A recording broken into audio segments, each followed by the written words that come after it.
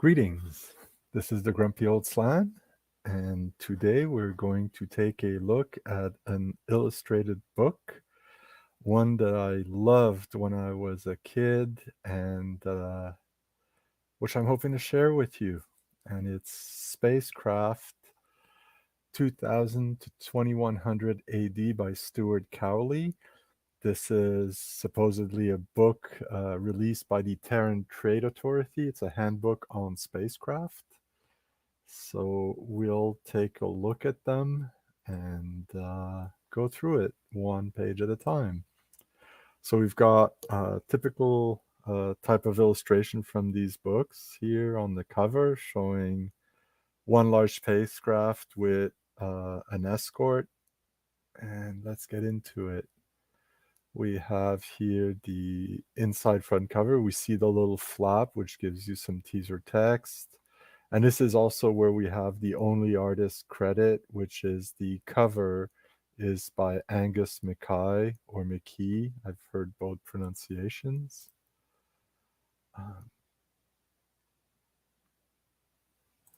So yeah, let's keep going.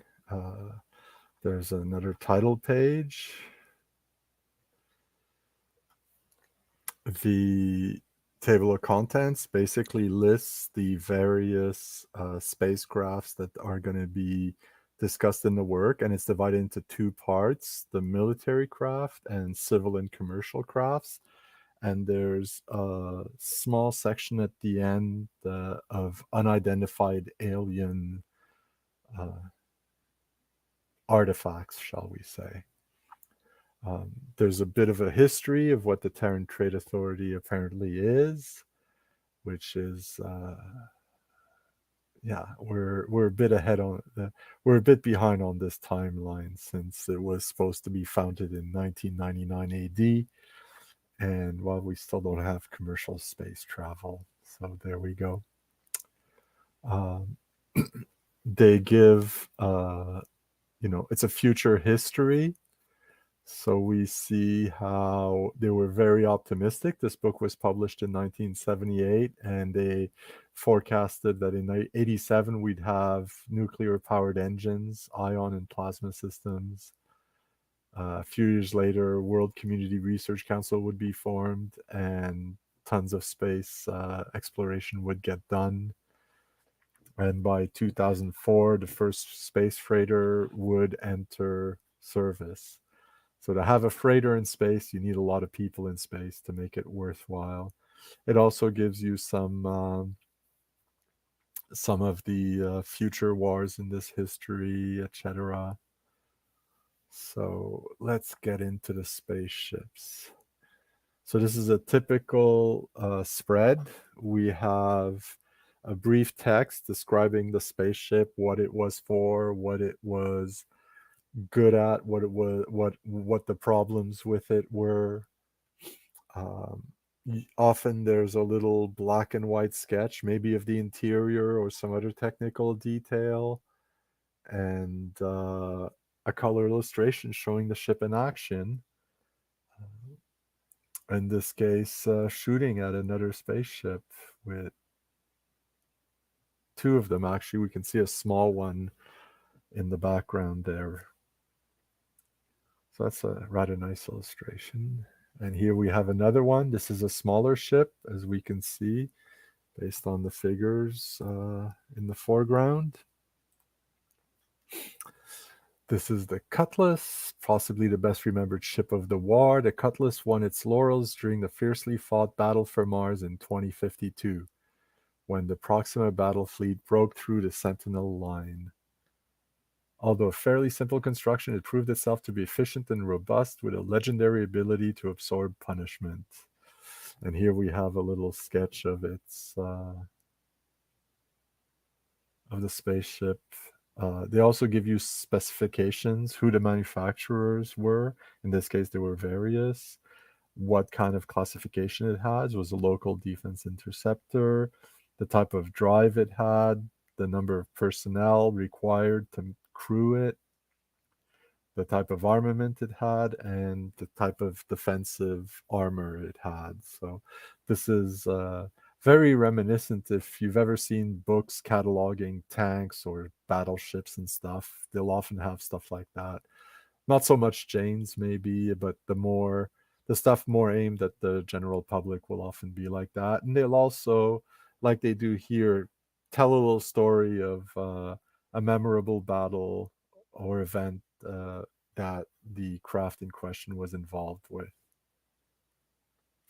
Here we have a very basic spacecraft called Sentinel Major, and these were apparently scattered all over the solar system as defensive. Yeah, I don't like these spaceships. Well, they're very basic, but for the timeline and for the story they're telling here, it's appropriate.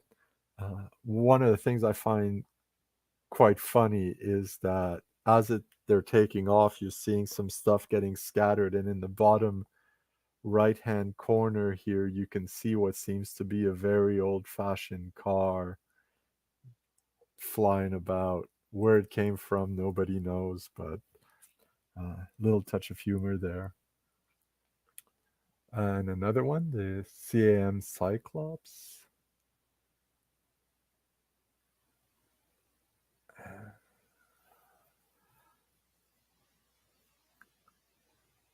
And this is where I really wish we had credits for these illustrations. Some of these spaceships, like that one, kind of reminds me of Chris Foss and some other artists that had these very colorful and painted spaceships like this. We have here another one called the Warhawk. Very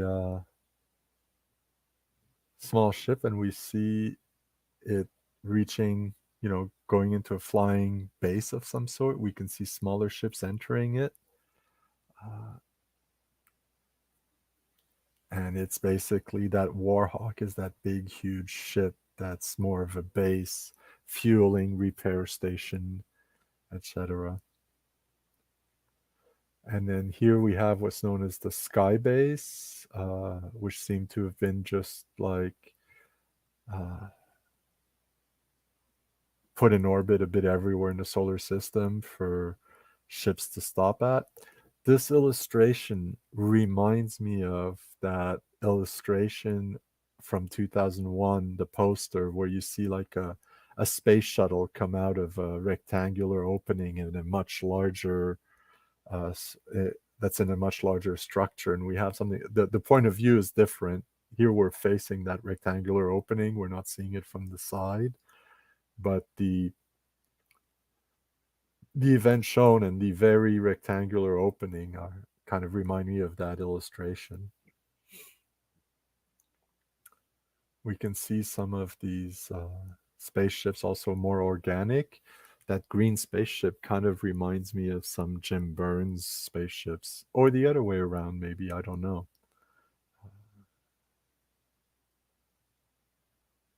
And here we have another one. This one's called the Minnow. It only needs a crew of 2, so presumably it's quite small, hence the name.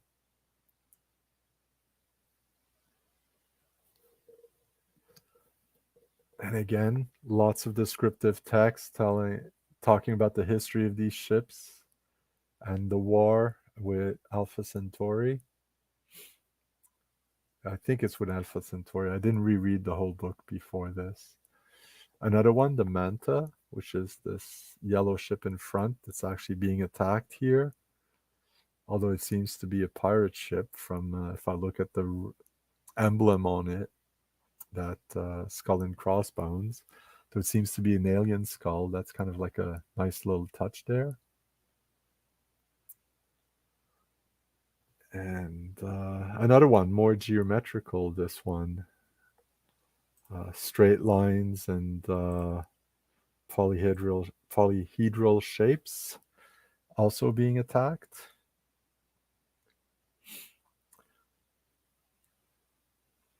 And here's the Behemoth, which presumably is a very big ship.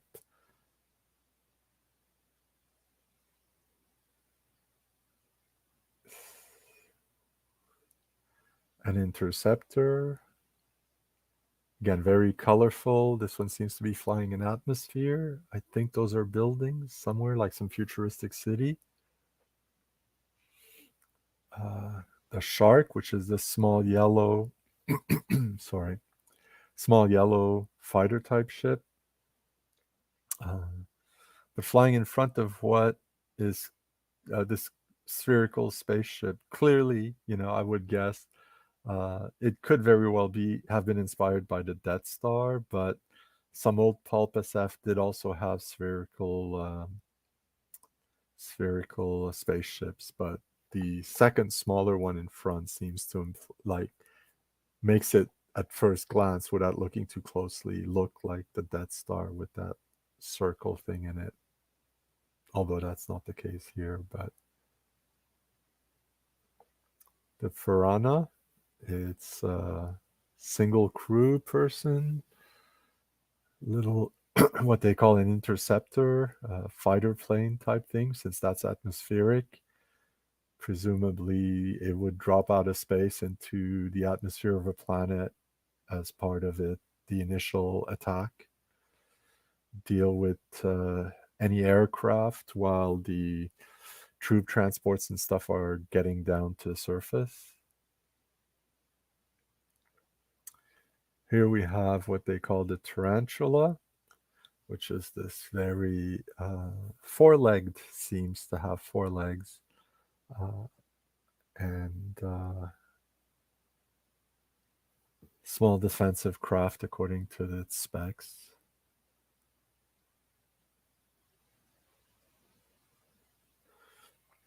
Another one, the moray eel, hidden behind this big cylinder here. We can see part of it. It's a good thing we see the black and white sketch of it so that we can get a better idea of what it looks like.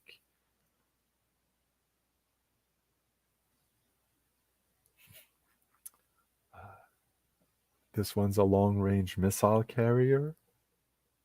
Much bigger. You can see smaller shuttles there and even people on that beach. Though looking at the size of the people, that balloon should lift that person holding the string up, considering how big it is.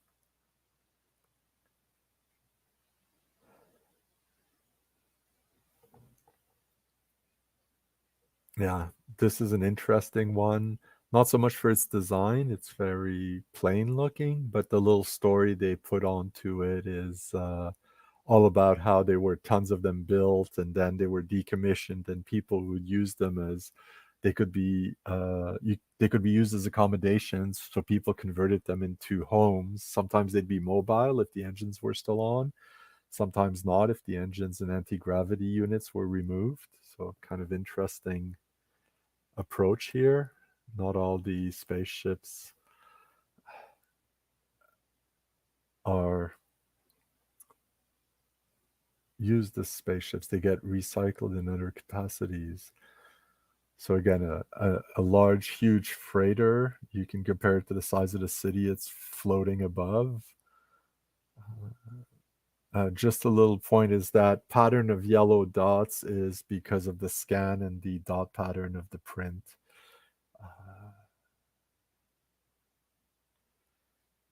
Here we have what they call the mule, which is that little bluish, partly bluish spaceship in the front with the weird crane and stuff. They don't talk about that very geometrical plane spaceship, but if anyone has read or seen the manga or seen the anime Knights of Sidonia, the main spaceship they're in is reminiscent of this, just this very, extruded rectangular, almost very plain shape, very long, narrow, uh, no extra features except for the odd profile it has that's been extruded,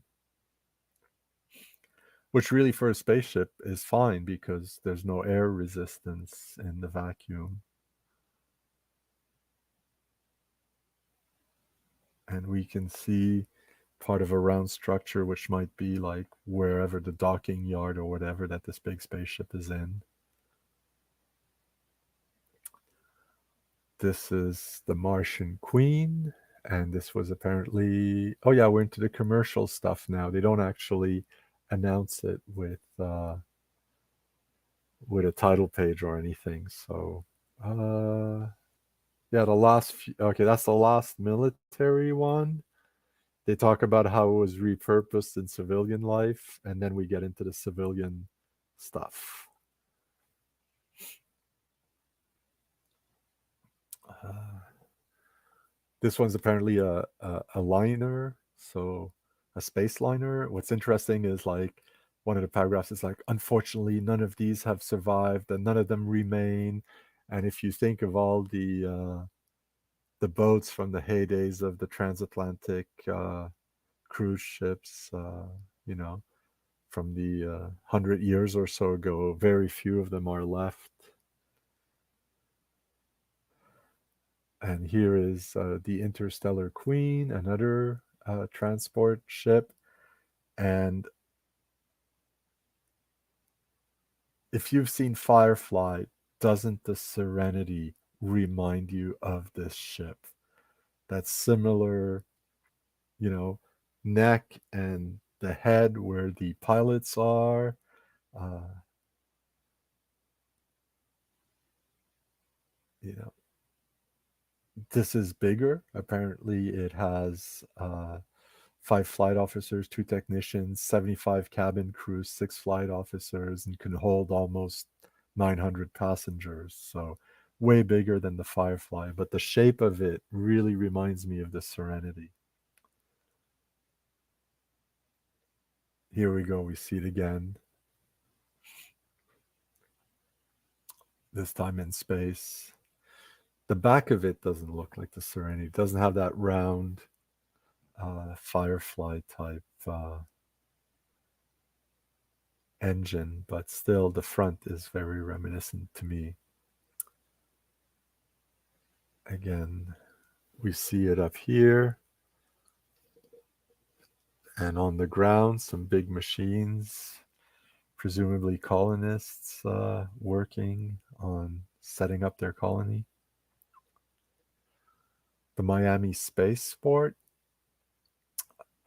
rather large structure, but those weird things kind of remind me of the Sydney Opera House. So converted into a spaceport, and on the other side of the world, because that's apparently in Miami.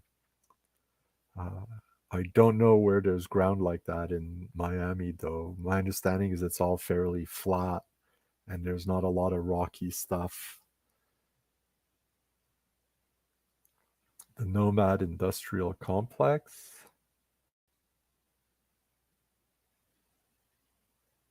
which is basically orbital and free space manufacturing complex.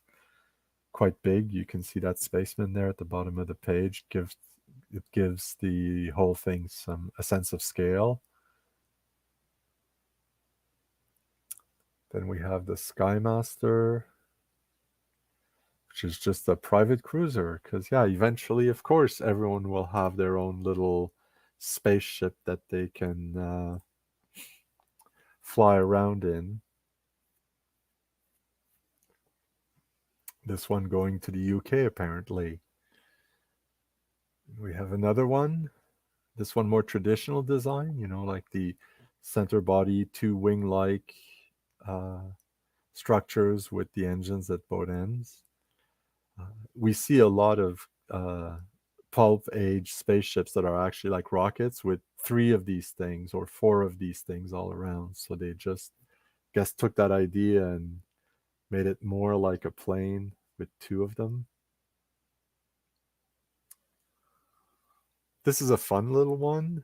The idea was that eventually in the future, people would build these huge tunnels that cross the Atlantic and the Indian and Pacific Ocean. And in order to cross them really quickly, they're actually emptied out of all air. And so, in order to save money, they used old spaceship hulls since they're traveling around in a vacuum.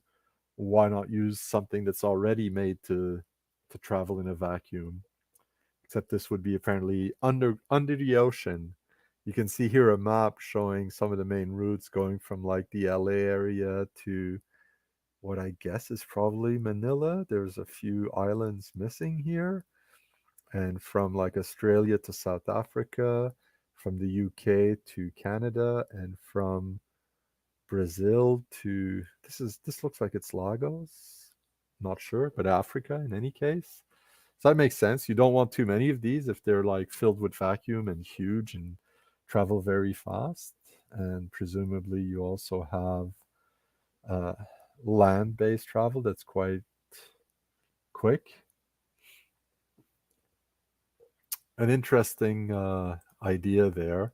Not one you'd expect to see in a book about spaceships, but yeah, let's have fun. This is the Starblade, and hearing that name, I'd be tempted to think that this big spaceship is the Starblade, but no, it's that little one with the sphere at the start, at the head of it and stuff. And is it me, or is that sphere in front reminiscent a little bit of the is it the Discovery? No, it's not the Discovery. The spaceship in 2001, although it doesn't have that long thing in the back. But also the squatness of it is reminiscent of the space bug in Red Dwarf. So I really have the feeling that some of the people who ran shows, the Stag Beetle, yeah, you can see why they gave it that name. Or they drew a spaceship inspired by a stag beetle and decided to give it that name. This would be an ore processor. And these spaceships with insect-like qualities, again, if you've watched Babylon 5, the shadows are like bugs in some ways. Another one here. It's like a weird giant like creature that's straddling this asteroid. The spaceship is just that little thing in the front, though. And this is just an ore processor. So, yeah, it's appropriate that it's at an asteroid, since that's where the ore would be in space, the easy to get ore. Speaking of spaceships like bugs, this one's known as the K-34B, and that's just a general purpose service craft, which I guess explains the two structures in the front of it. But yeah, another insectoid spaceship here. This one, the Astrolab, very non-aerodynamic, very squat design, but presumably used for observation and scientific purposes. It says it's a mobile lab, so there you go. And it's huge. It has like almost 200 people on board, or it can have up to 200 people on board.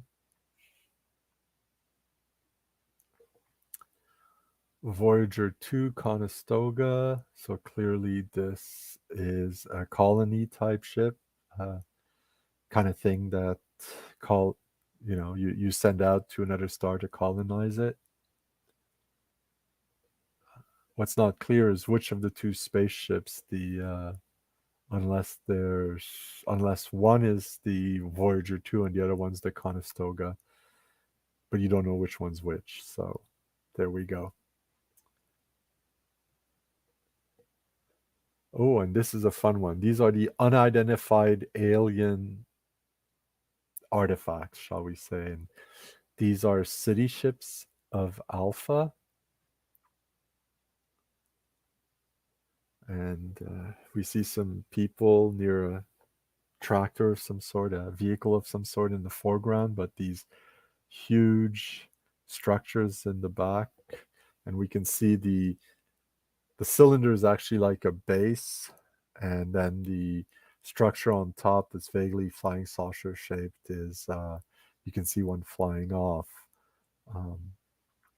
I kind of like that the one in front, if you look at the structure on the right hand side with that leaning thing, it reminds me of the Olympic Stadium in Montreal, what we call the Big O, or the big oops. This whole idea, though, also reminds me there's a book by James Blish called Cities in Flight, where a variety of cities basically build a dome above themselves, use this device that generates anti-gravity and literally float off into space and go traveling between the stars. And this seems to have a similar idea. They don't have the dome above the city, but it's a city ship, so some of that idea might have been the inspiration. That book might have been the inspiration for this illustration and that concept. The other one is Barnard's Star, is another object. And yeah, I'm not quite sure what it is. If it's that weird spaceship, or is it the weird shapes we see here in the background? Though that spaceship looks to be translucent, so maybe that's the artifact. This translucent type.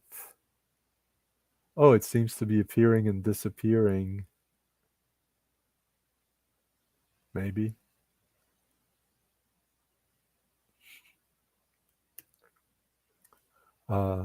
Objects number 2 and 3. And this is an alien wreck.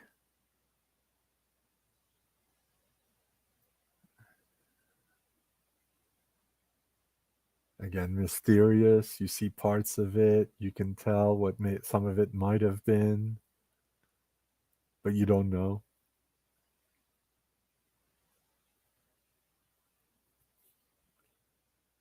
Presumably people were studying these things, hoping to learn about these, whatever aliens had built them.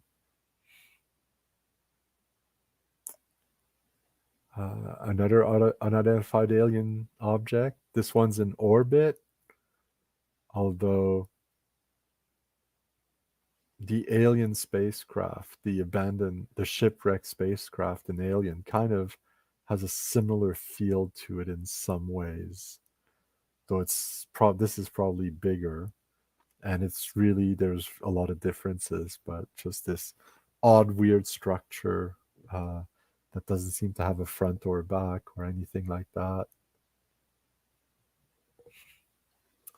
And another object here in Sirius, this one.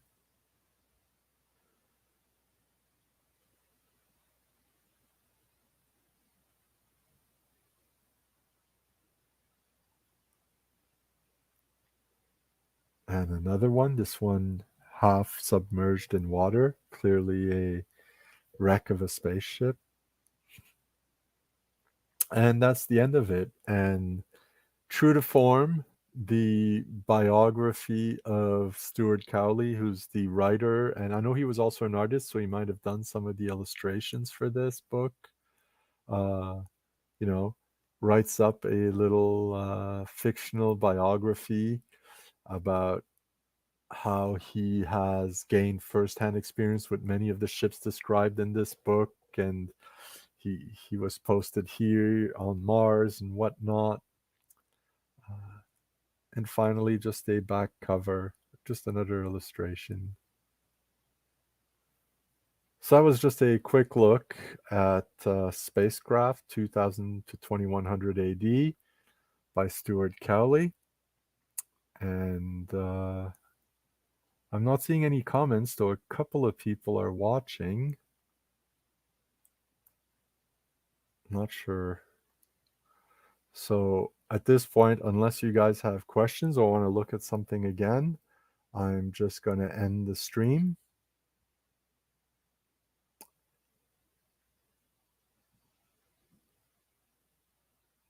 Okay, then. So this has been the Grumpy Old Slan looking at Spacecraft 2000 to 2100 AD.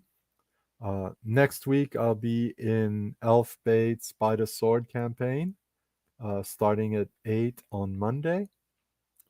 And I'll see you next time.